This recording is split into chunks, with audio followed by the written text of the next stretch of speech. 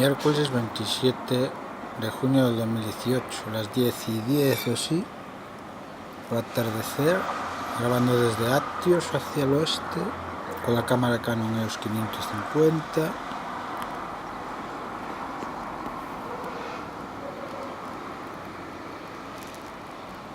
Está haciendo un aro ahí la luz del sol. Siguiendo con la cámara, parece que destaca más.